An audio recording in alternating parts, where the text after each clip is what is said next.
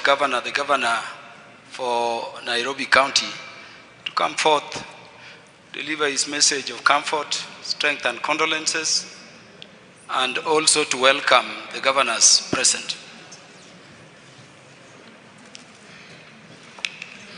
Thank you very much.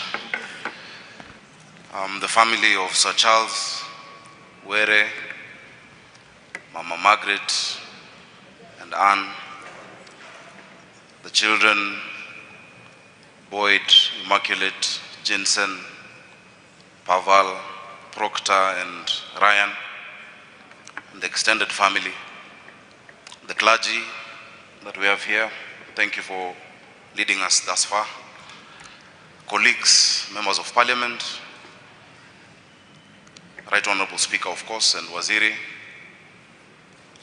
On behalf of the people of Nairobi, where Sir Charles and family are also constituents, just as all of you are, I'd like to pass sincere condolences from myself and my family, and from all our people of the city, at this very difficult time. I know emotions have been very high since this incident happened. It was a shock to all of us.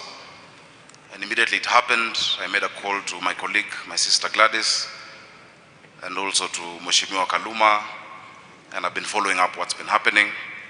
Poleni sana. Also to the people of Homa Bay, poleni for having lost a leader, the people of the constituency, the ODM family, poleni sana for losing a soldier, and a reliable one at that.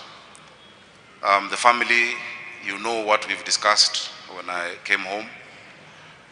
The mothers had gone to take the cry home, but I sat with the rest and we've been in communication with Gladys.